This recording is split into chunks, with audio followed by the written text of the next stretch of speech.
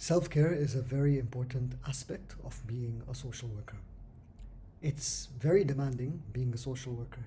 It can take quite an impact on your emotional well-being because you're dealing with cases or clients that are quite complex, oftentimes involving quite a bit of trauma. You're dealing with people who are maybe at vulnerable positions in their lives, and this as a result can require you to put a lot of your emotion when dealing with the case. For this reason, self-care and having self-care strategies is very important. As a social worker, I realized that it was very important for me to develop self-care strategies and also be aware of ones that other people are using, such that I could also utilize them.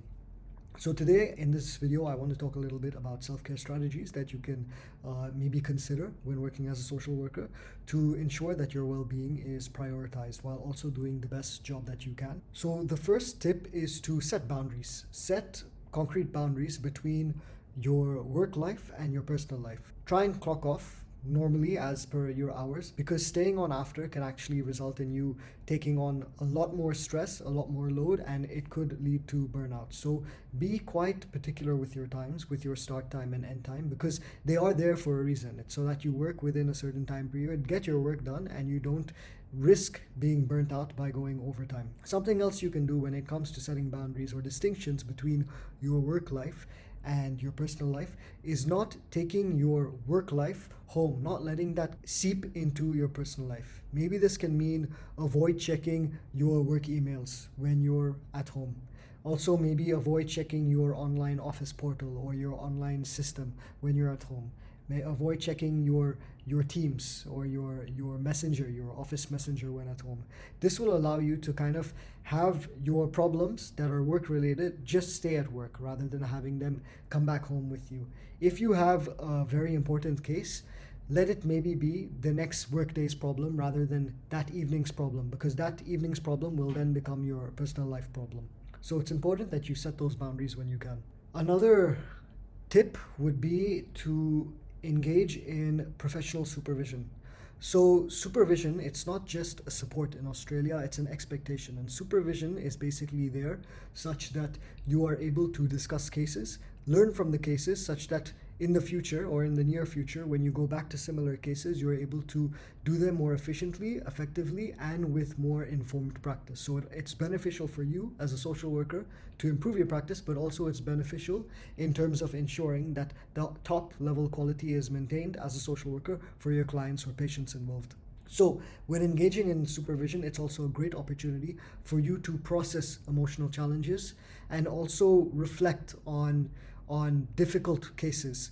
So this is a great way to not only maintain ethical practice when we're talking about maintaining standards, but also for you as a social worker to debrief and learn to emotionally let go of any things that have been on your mind or have been weighing you down lately. So that's a great opportunity in clinical supervision to discuss cases that have been emotionally draining. It's almost like therapy, not quite therapy, but you can also treat aspects of it like that, where you're able to debrief and kind of get things off your chest with someone who's senior to you and has experienced maybe what you have been through, and in such a way they're able to kind of guide you and advise you such that you can navigate the path more smoothly. Something else that may be a good idea is to connect with your peer networks. In the case of Social Workers for Australia, it's a good idea to engage with the AASW, Australian Association for Social Workers, because they can provide support and advocacy, and you also have a sense of shared experience through the workshops and leaders in the social work industry in Australia coming and sharing their insights. So this is also a great opportunity for you to learn some self-care strategies. You can also join other professional bodies like maybe local community and specialized practice networks for social workers, where it's a good chance for you to debrief and share information with other social workers.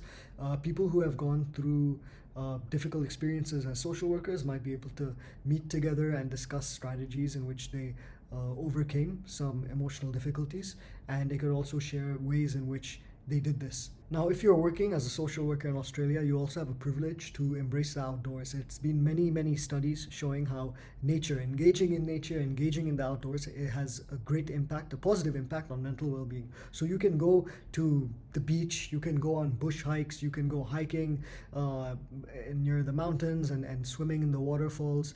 You can simply also relax in a local park. There's so much nature even in urban areas of Australia.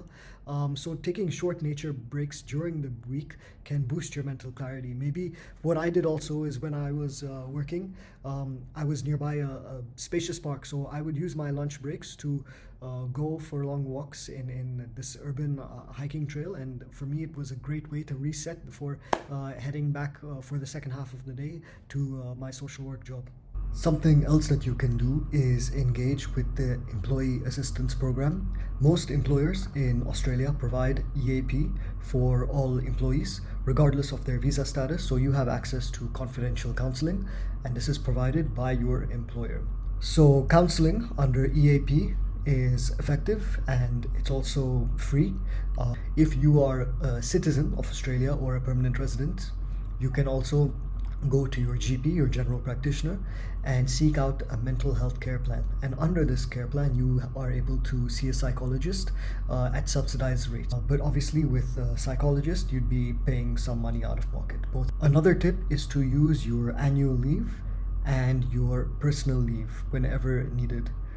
On top of this, you also have your RDO/ADO, and this is your basically fixed monthly day off. So if you work I believe if it's 40 hours per week, then you get one ADO per month, which basically means 1 day off per month.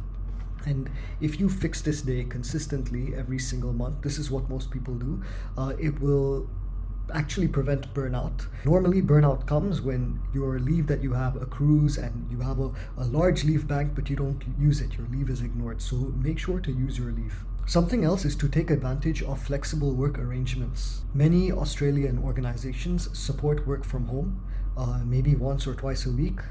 So if that's the case, utilize your work from home because it gives you a chance to sleep a little bit longer before the day starts because you don't need to get ready and commute on those days.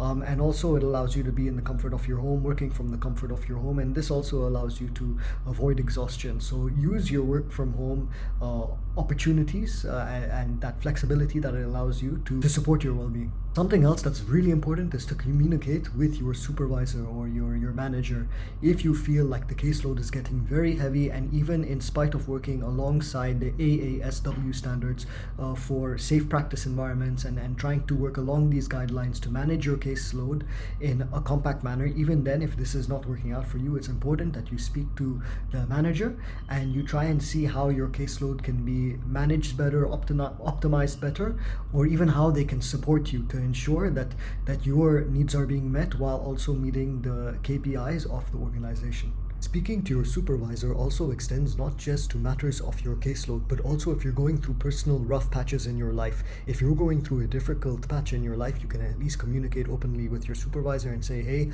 I'm going through some difficult stuff right now. I hope you don't mind, and I hope you're cognizant of this or understanding of this, and therefore the work is XYZ, or therefore I might need to be supported with this certain thing. So I also myself was going through a rough patch when I was working in an organization, so I spoke candidly and confidentially with my manager, and I said, I'm going through a rough patch right now and therefore I cannot do certain things. I hope this is understandable. And this manager was understanding and accordingly understanding of the work I was doing. And this open communication is really important to ensure that your self-care is still being maintained. So it's really important for you to be transparent when you notice that you need the support. When you're at work, you can also take couple minute breaks after difficult client calls or difficult patient interactions, whatever they may be.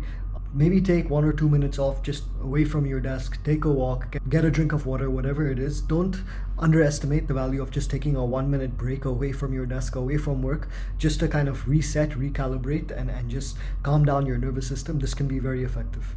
Now, the great thing about social work is that there are many fields of practice. You can find an area of social work that excites you and energizes you rather than drains you. I know someone personally who's a social worker, and this person could not do hospital social work because they were very traumatized by an incident that happened with a family member. So therefore they decided to work in the family violence space, and they do an absolutely phenomenal job, and they are very passionate about the work that they do in this space. So bear in mind that you can be a very effective social worker if you're in the space that energizes you. So if you're in a space as a social worker, a field of practice where you feel like it's slowly starting to wear you down and drain you, you can quite easily just pivot to another field of practice where you feel you're able to give more of your energy and put more of yourself out there and contribute in a more meaningful way. It's also important to engage in ongoing learning. Engaging in CPD, which is the continuing professional development, is supported by your organization. So when you engage in these learnings, these workshops, these trainings, it allows you to feel competent and more updated with the latest information to ensure that you do the best possible role as a social worker.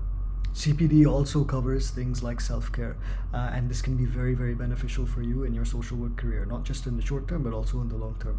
It's also important to have a social life outside of social work. Have some hobbies to engage with where you actually look forward to, once you're done, you're clocking off from your social work job, you can actually look forward to things. Maybe you like painting, maybe you like art, maybe you like pottery, maybe you like jiu-jitsu, maybe you like reading, but some hobby where you can actually pour your heart into when you're done with social work. So you're more than just your job. You're someone with a hobby and a passion that you can look forward to outside of working hours. When I talked about debriefing with your supervisor during clinical supervision, it's also a really good idea to debrief with your peers. So have a couple peers where you look out for each other and there's a reciprocal agreement between you, an informal reciprocal agreement where you discuss how, if you need a couple minutes to debrief with each other, you can kind of chat and stuff. Because I made use of this, I had some friendships that I formed in the workplace, work colleagues who I became friends with, and anytime they had a difficult case, they chat with me for a couple minutes, and I do the same, and we were always there for each other. So don't underestimate the value of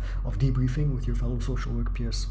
So to close, the AASW Code of Ethics recognizes self-care as a professional responsibility.